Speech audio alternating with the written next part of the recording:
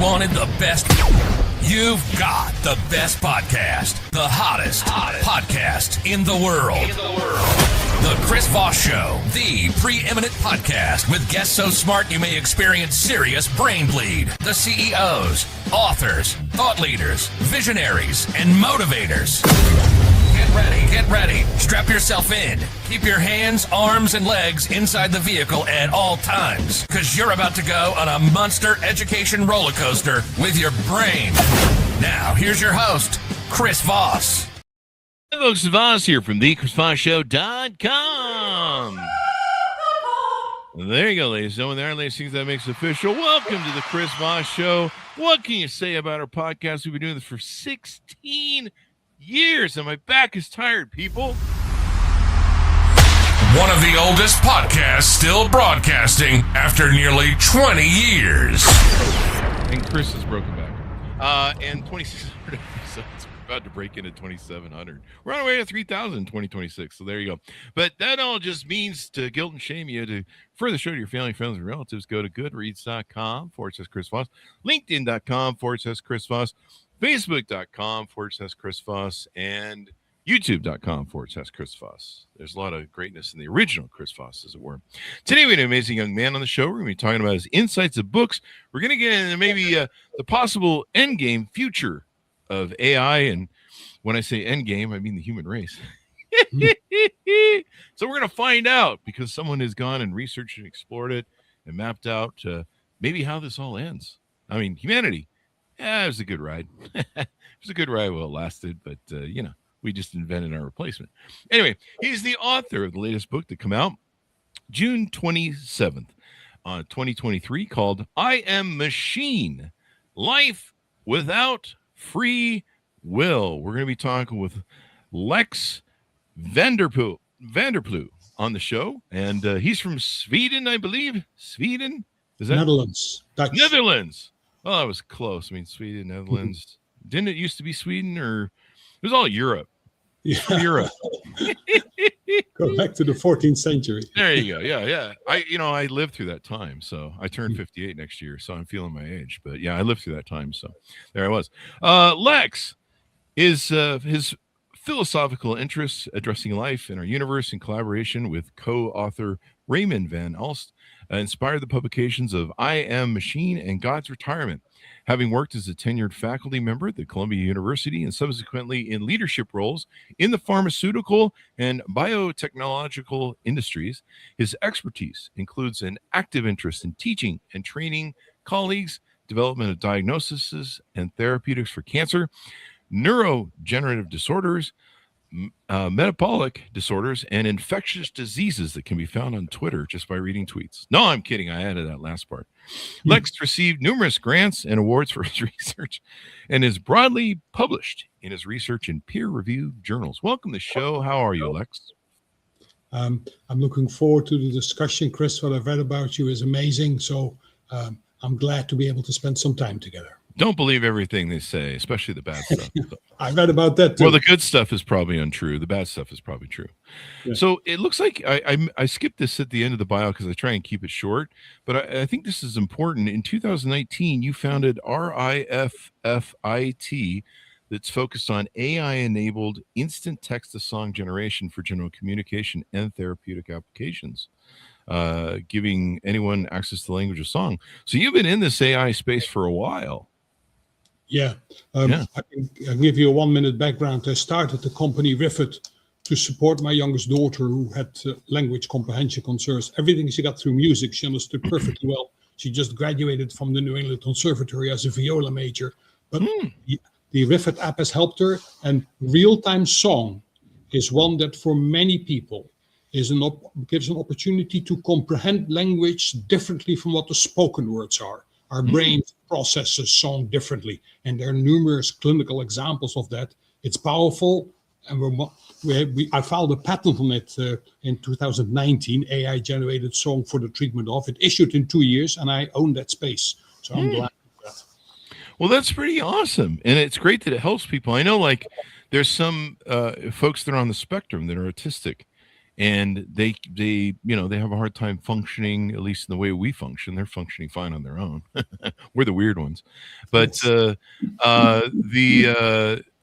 of them break through in song and with music or singing. And I think we've seen, like, even with like Alzheimer's and dementia, Tony Bennett was that way, where, you know, he'd be lost in Alzheimer's, but they could put him on stage with a piano, hand him a mic, and he would suddenly know all his songs. Yeah. He just croon away. And so, yeah, music's a very interesting thing. So you've been in the space a long time. You know, lately AI has really taken off. It seems like these last 2 years where it's just gone crazy in the investments and stuff. So what motivated you on to write this book in 2023 then? I'll give a short outline. Okay. I was raised in the Netherlands, deeply religious Roman Catholic. Mm-hmm. And I enjoyed that because of the knowledge, or the perceived knowledge, of what life is about. I very much wanted to become a priest. My dad said, "You can't go to the seminary here. I want you to go to high school first." So I went to high school, finished high school. Then I applied for biology in Amsterdam University, and for theology in Nijmegen. I quickly heard from University of Amsterdam I was accepted. I never heard from the University of Nijmegen for theology. Perhaps my father had something to do with that. So I've studied what life is about, not from a religious perspective, but from a scientific physics, mathematics, genetics, a broad array of topics. But I've always stayed very close to it. And my close friend Raymond van Aalst, whom I knew from elementary school when I was 7 years old, we've known each other now for 65 years pretty much. He's a very good artist. So we first published the God's Retirement, which is kind of like dealing with the notion that when you step through what life is about, our physical reality has sufficient data to explain what life is about. And subsequently, we wrote I Am Machine, which speaks to the concepts that are perceived functioning is one where we believe we're in charge of everything, but I've come to the conclusion that that is faulty. We are largely made by the genetics that defines us, and there are numerous examples of that. And next to that, we are conditioned by our environment and our society. And there's a big difference between our ability to make decisions and free will. And I can expound on that in a minute. So how did I get to the book? I give you a long story. It started early. Still there. I'll be working on it for the next couple of decades. So is there additional volumes coming in maybe a series? Yeah, absolutely. The next one is Eternal Life and Infinite Chaos. That's the title of the third book. Infinite Chaos. There you go. I love that. So this book, was there any .coms or any social media you wanted to give out as links on the show? People can try cardboardpublishers.com, www.cardboardpublishers.com. That's where the books are, and that's where the majority of the news will be on what we're doing. Is LinkedIn a good contact? I got your friend request today on LinkedIn. So, you want people to be able to reach you. LinkedIn works well. Yes, indeed. There you go. I love LinkedIn. It's a great place. Yeah. So there you go. So let's get into this book, I Am Machine. Tell us about what goes on here, what's it about, and is this about the enslavement of human race by AI, or I don't know, they turn us into the Borg from Star Trek, or how does this work? Fun questions.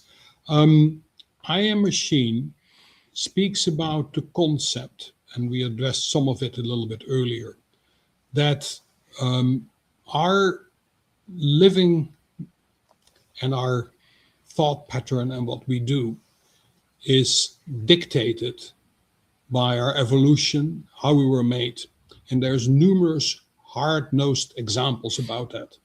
And when we speak about AI, our intellect is like artificial general intelligence, and we'll speak about that in a minute. But our concept of being, our ability to make decisions, our ability to move, which we all perceive as our personal being, is a misconception. We are designed, and by that design, 2 arms, 2 legs, and everything we have, it dictates whom we are and what we do. So that's a core component in the entire outline of where we're going. Now, the concepts are, if you look in our world, they're people that want to eat food, and they say, I can make a decision to eat. Is that free will? Now, there are numerous examples of people that have genetic abnormalities where their appetite is so profound that they have no social interaction. They can't study. If they're not being cared for, they would die at the age of 20 because their genetics has demanded that their appetite is so profound that they can't step away from it. That is an extreme example. There are extreme examples in schizophrenia and depression. There are extreme examples of people that have had brain damage. None of them have free will in their behaviors. Those are the extremes, left and right of the circle. But we view ourselves as the normal part of the middle.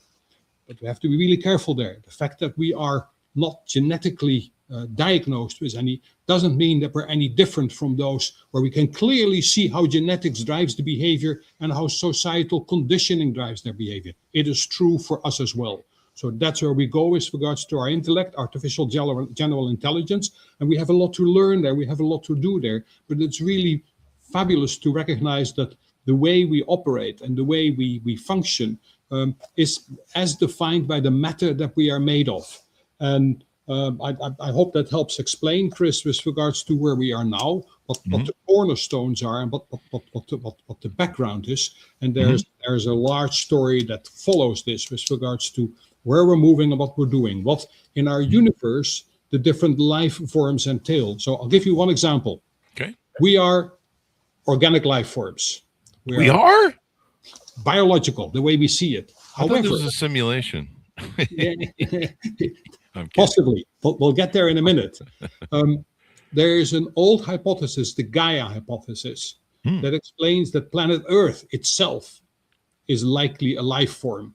Because what it can do, it can observe, it can integrate, it can comprehend, and it can react. And planet Earth is going to teach us a lesson with global warming because we are its microbiome, but it has the ability to react to what we do and how we do that. And that is one example. So I've come to the conclusion that we have organic life forms, that's what we are, but there's also inorganic life forms, and I'll explain that in a minute because it is really pretty powerful with regards to where it goes. And Richard Feynman, a physicist that lives a little while ago, he used panpsychism and panbiotism, which states all matter has life and all matter has consciousness. There is a reality in that we have to come to grips with because it changes what we do, how we do it, how we live together, and how we make a better world. Oh, wow. Yeah. And I mean, is there a point, what do you think about AI? Is there a point that it's too late for us to try and design it, trying to shape it, trying to keep us from biting us in the hand or wiping us off the planet for that matter? No. What's that about, you think? Yeah, so for me, the early AI capabilities that we have now developed are absolutely fantastic. And we learn as we step through this that we have the opportunity to build complex artificial general intelligence engines that mimic our capability from a cognitive perspective. And that also means that when we speak about organic life, by the time you have an AGI machine that is made of matter, but not organic matter that then is an inorganic life form. And there are numerous ways of considering what those inorganic life forms can do. So now we stepped out a little bit. What will AI do for us? AI will revolutionize our functions. It will bring new tools to the table. One of them I started with Rivet, the language of song, which will facilitate how people learn and communicate. But there's numerous other things that come to the forefront with regards to how we learn, how we teach in school, what we have to learn. All those topics over the coming 10, 20 years will mature, and they will enable us profoundly. They will enable us, and they will also allow us to kind of personalize what it is that we want to interact with from an AI perspective. So that's one component. Now, I mean, it's a bit of a monologue for me, of course, and because you asked me the questions, but I want to add one topic, if that's okay. Please do. In 1844, there was a physicist, Boltzmann, and he explained that the existence of our universe is as likely as the spontaneous assembly of a human brain somewhere in space.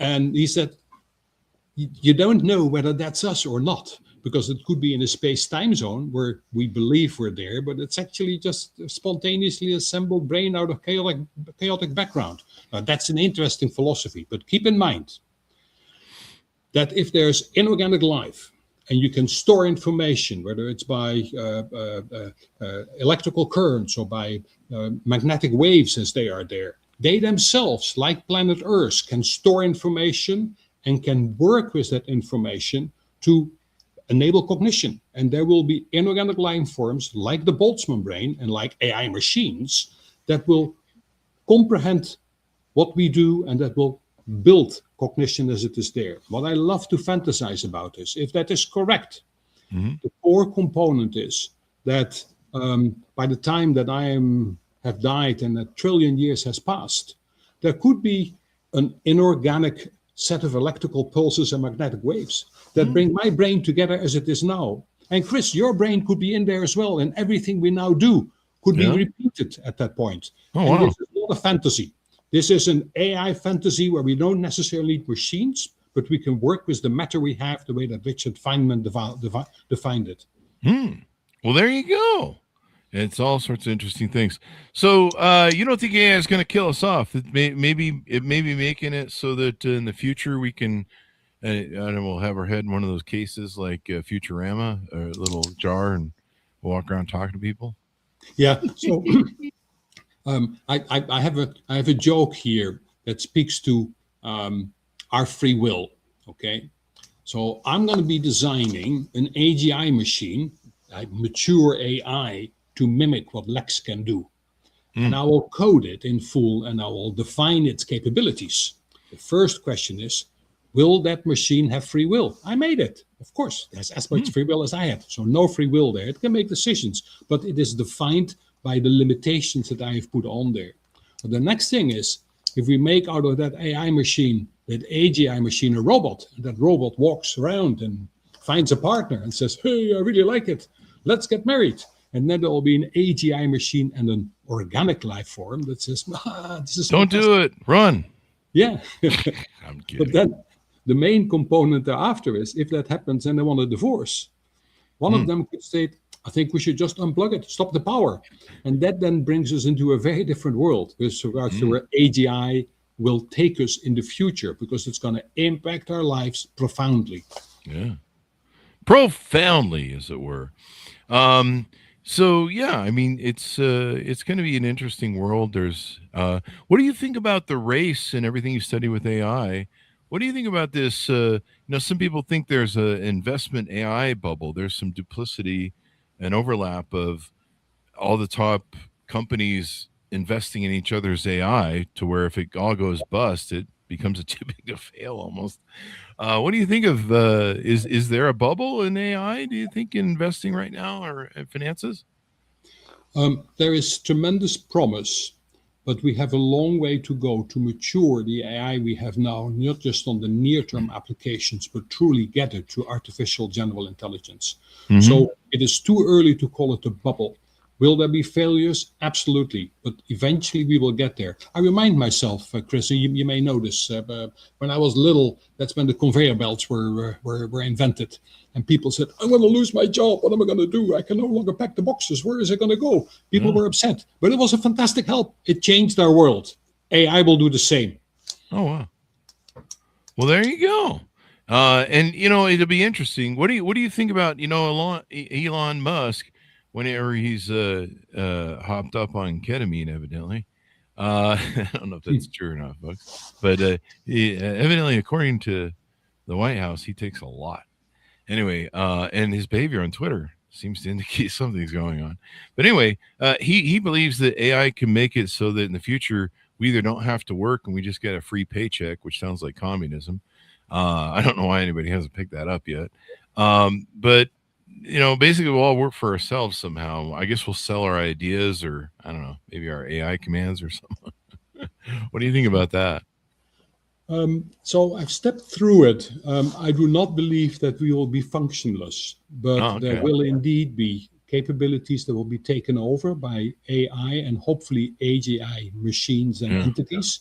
And it will be a collaborative world that differs from what we do today, where we will not be disappearing. I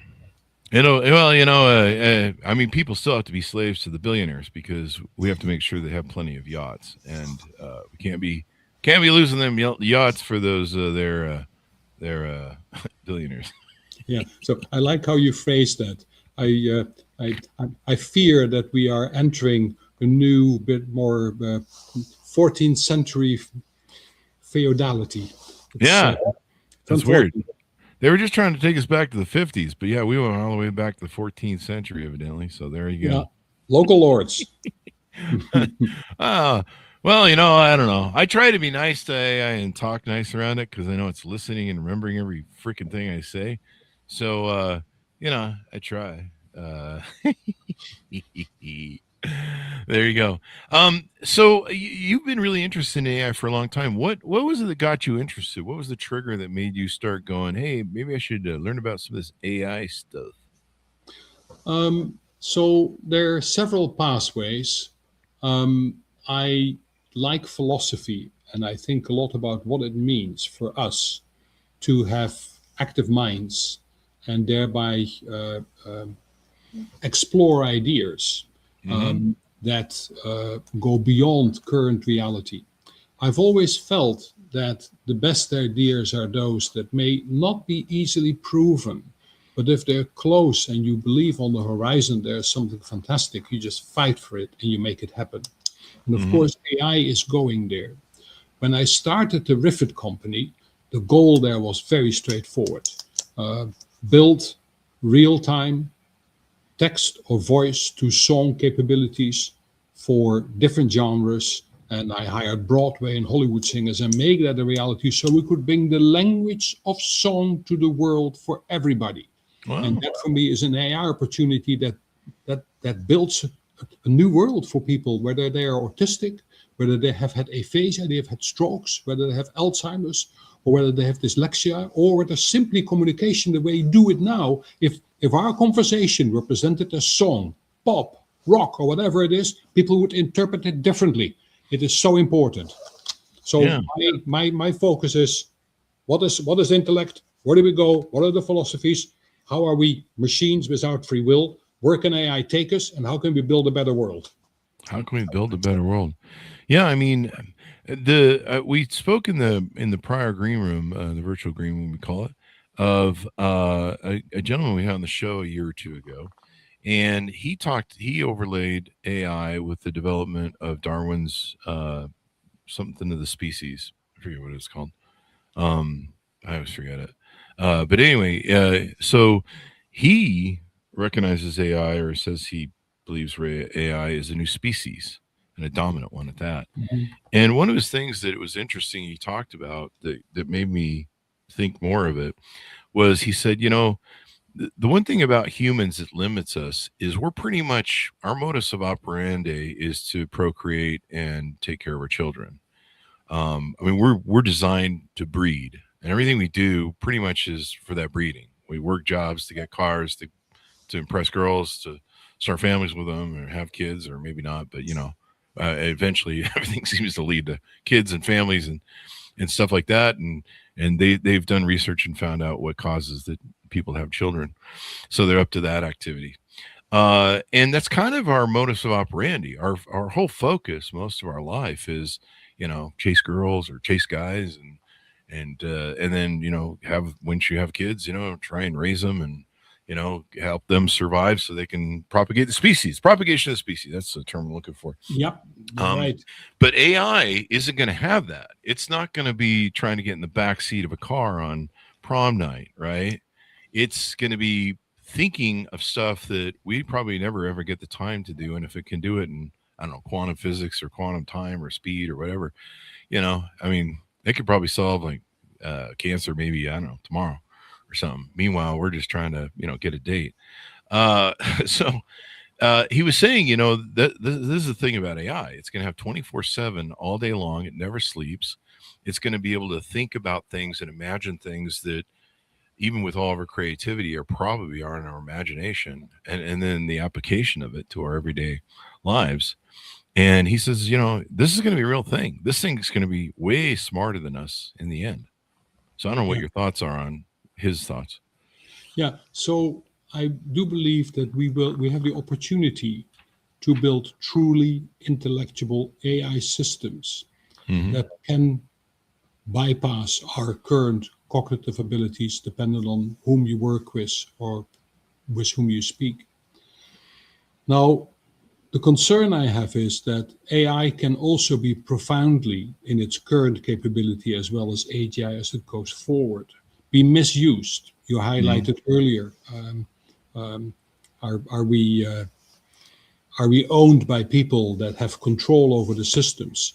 And can they build an apparently true information that is a fantasy, that is falsified, based on which social conditioning can lead people to do unacceptable things? Social conditioning, you've seen it, okay? 1925 to 1940, terrible things happened, and there's lots of events that happened. In those days, it took 15 years to get a society to do the most horrible things.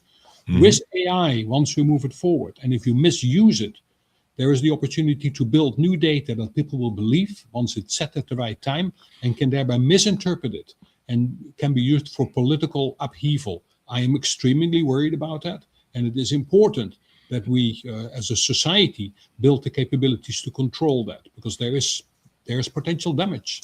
Yeah. Do you ever see? What are your thoughts on if anybody is AI going to kill us? That's all what I'm trying to say. Chris, it's a very tough question. Only if we design it to do that. Only if we design it. Is there a way that we can accidentally design it to do that, or do we have to be intentional and try and control it on the outset? Yeah. So today the systems aren't as mature as that what you've highlighted. By the time AI would have the opportunity as AGI to bypass our intellect and thereby take control of what humanity does under selected conditions, there will be now we're in a fantasy world, which I like to work in a lot, and this is a difficult conversation because there are risks. Definitely risks. Risk inevitable. It's when we created. Our first little foray into this is we created the bomb, where we could kill ourselves off overnight or immediately within 20 minutes. But we always controlled the button. But once they start hooking these AI systems up to weapon systems, and we have a lot of our political enemies, Russia, China, they're in the same space race. Do you believe that AI is the next, whoever wins AI, the AI quote unquote space race, is going to dominate the world? So for me, that is a long distance away, because making true AGI that mimics what we have or other organic organisms in cognition and bypass it will take a vast amount of time. And as we step through that, we'll learn what the limitations are and what we have to do to secure overall well-being. What you're stating is, could there be an AGI machine that states, we've got it, we understand it, these life forms on Earth are a pain in the neck, let's get rid of them. That is something that we can write about today, but it's not a reality. There you go. So how many years off would you estimate? Because I want to put this on my calendar, and I turn 58 next month. So hopefully all this thing goes to shit after I'm gone. How to best describe this? We have decades to go, I believe, for the true maturation of what is there. And I'll make a joke with you. I turned 71 last September. Then I calculated that I had traveled 43,600,000,000 miles in my trips around the sun. Because we go pretty fast. And we have no idea about how fast we're traveling. I anticipate AI development will travel fast, but not that fast yet. Okay. All right. Well, that should be good then, because then we won't die. I see your concern. Yeah, I don't have any kids or wife. I just have my two dogs, and they live an average of 10, 12 years or 13 years or so, and I love them dearly. I don't mean to be short about that, but honestly, if there's going to be like Armageddon AI, I don't want to be here for it. Or I don't know, maybe it'll be the great wrap up of the end of this whole run I've been on with life and living and all that shit, and I'll just hit the wall. Yeah, I don't see an Armageddon AI. Okay. We for the coming decades, we're in control. Okay. All right. Well, there you go. There you go. We're in control. So there you go. What else should we know about the book and some of the other work that you're doing? I don't know if you do any speaking, consulting, or training or workshops or anything like that we want to tease out as well. Yeah, so I mean, I'm on the board of several companies in biotech where we make great products that will help us move forward. It's a bit beyond the conversation for what we can do here. I'm an advisor to selected organizations. For me, the core component is what I spend tremendous amounts of time on, is the philosophy of life. What are we? Where are we going? And my friend Raymond, co-author, who is very good at this, he's a fantastic actor. He makes great art. There will be communication through art as well as text, based on which we can move this forward. Oh. And for me, that is in the third book again, a presentation where I hope we can capture people's imagination and your imagination with regards to what we have, and I'll make sure we can do something about AI in that very same writing. There you go. There you go. Just keep it from murdering us. That's all I'm asking. Yeah. I mean, I want it to be smart, but I want it to not be like solving problems. Like, how do you fix cancer in humans? Well, if you kill them all, then there's no more cancer. Problem solved. I'll go have a beer. That's sort of AI shit. Yeah. Well, I think consider what we said about life forms, and something that has come to my mind. We are organic life forms. If inorganic life forms, the way that planet Earth and the Gaia hypothesis is reality, exist as well. And if Richard Feynman was correct with this panpsychism and panbiotism, which I'm now very close to, there is already a lot of intellect, AI intellect in our world. And we are just a small part of it. And I think that inorganic intellect is in existence. You might even argue that things like our galaxy and the things that we live with, in and of themselves, are life forms. It's not unreasonable. So what we are worried about in AI is irrelevant. It will happen. We'll control it.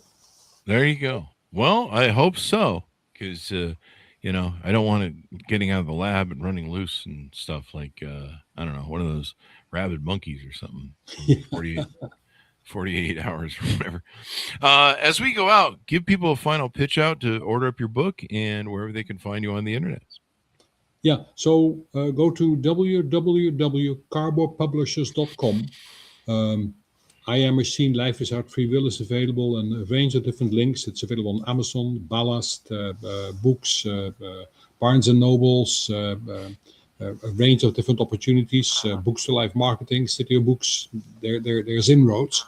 And we will continue to present art. We will continue to write and look at the philosophy of life as we make progress, thereby enabling our thinking with regards to whom we are, what we are doing, and why we are here. There you go. There you go. So this is going to be fun to read and find out more. Thank you very much for coming to the show. We really appreciate it. And you made me sleep better at night because I don't have to worry about being murdered in my sleep by Terminator robots, at least not yet. Chris, you're a smart man. You've done this for a living, so we'll be okay. You'll be okay, Chris. It's going to be fine. All right, then. Sounds good. I'll take that as a guarantee. Now, remember, if Armageddon AI hits and they wipe us off the planet, I'm going to call you and complain. Then you can burn my book in the fireplace. I will. I'll be holding it as I sink into the flames of AI Armageddon. Yeah. Damn you. Damn you. You promised it was going to be fine.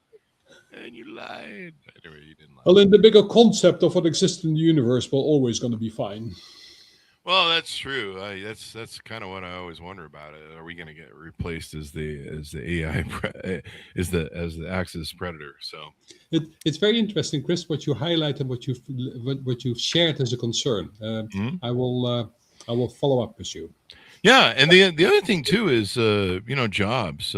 People are really scared about losing their jobs. I've really been kind of surprised. I don't know why I should be surprised, but it did surprise me as to how hard it's hit coders with AI, because like these are the people that make the AI, so they screw the coders first. But that was kind of interesting how that played out. I don't know. I have a friend who he wrote or he built the original iPhone. He's on the team of, I think it's 12 people or so that built the original iPhone for Steve and Apple, and he's now using AI to build websites, make money, build influence, sell products, and he's using AI to do the coding. And he's like a coder because he, built the iPhone, and so he knows coding really well, and he's just shocked at the skill of AI coding ability. He's just like, this is really amazing, and I'm a coder. Yeah, that was still primitive. We have a long way to go. Okay. There you go. Well, it'll be interesting to see what the refined version is like. Well, thank you very much for coming on the show, Lex. We really appreciate it. Chris, I appreciate your time. Thank you. And I appreciate your insights. Thank you for coming. Folks, order up his book wherever fine books are sold. I Am Machine, Life Without Free Will. Anyway, that was a horrible movie voice. There you go. There you go. People right now are tuning in and go, what the fuck is going on? Anyway, guys, thanks for tuning in. We certainly appreciate it. Go to goodreads.com/Chris Voss, LinkedIn.com/Chris Voss, Chris Voss 1 on the TikTok, and all those crazy places on the internet. Be good to each other. Stay safe. Don't make me come back there and pull over the car. And I'll see you next time. Let me know. You've been listening to the most amazing, intelligent podcast ever made to improve your brain and your life. Warning, consuming too much of the Chris Voss Show podcast can lead to people thinking you're smarter, younger, and irresistible sexy. Consume in regularly moderated amounts. Consult a doctor for any resulting brain bleed.